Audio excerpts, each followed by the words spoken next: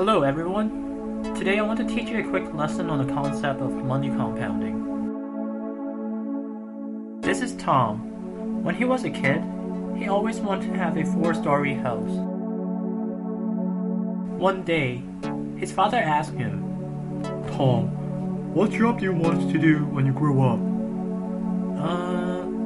I don't know, Dad, but time passes by so quickly.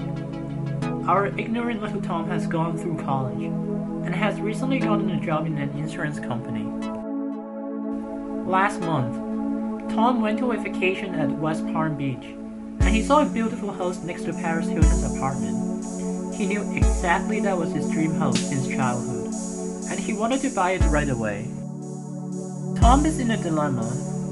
You know, he is only a recent graduate with a lot of bills to pay, but he has so many needs. A year ago, Tom went to a club and met Kelly. They have been dating since then. Kelly is beautiful and smart, but just like any other women, she loves shopping for a bag. LV, Hermes, Prada, you name it. But the worst of it is that she wants Tom to pay for all her extravagant spending. And from time to time, Kelly wants Tom to bring her around the world for vacation. So the bill just keeps adding on and on. Fortunately, Tom has more than one credit card, so he can just rack up all the points. And about a year ago, Tom test drove a Mercedes AMG while Kelly was shopping for her LV bag. He fell in love with the car and almost paid for a down payment and drove it out of the dealer. While Tom was sitting in the car, he thought, if God only let me choose one thing to live with in life, what should I choose? Kelly? Mercedes AMG?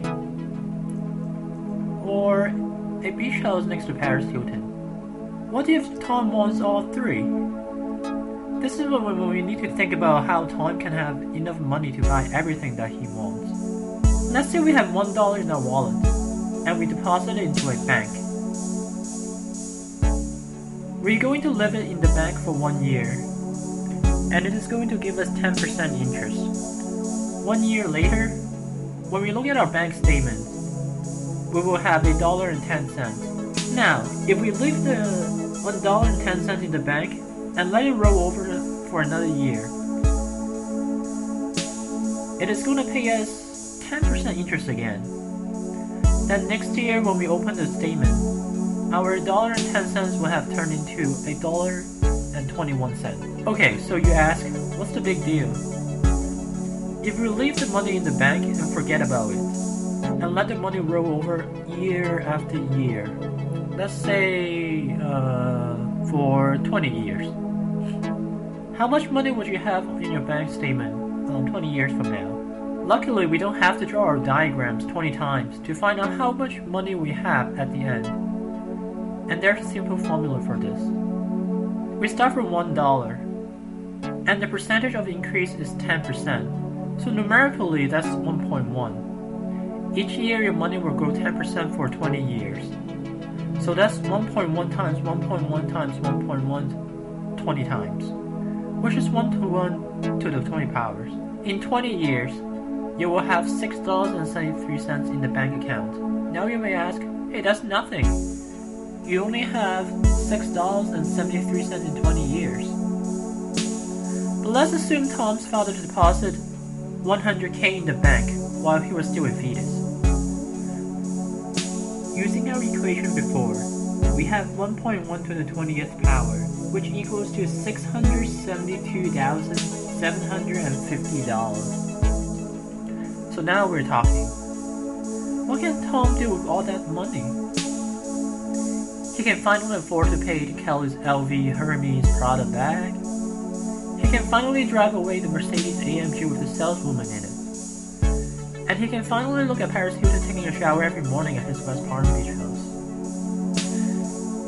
And not only that, Kelly finally feels secure with his sugar husband to give birth to their first child, Dora.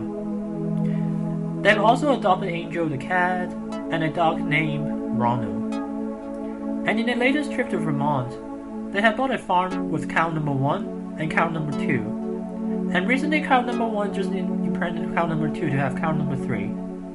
And on the other side of the hill, we also have shift number 1 trolling very lonely with shift number 2. And who knows, maybe there are other animals living in the farm that Tom doesn't know and can sell them off to buy more farm. So what's the moral of this story? If you plan ahead early in your life, you can own your future as well. So save now, and the world can be yours.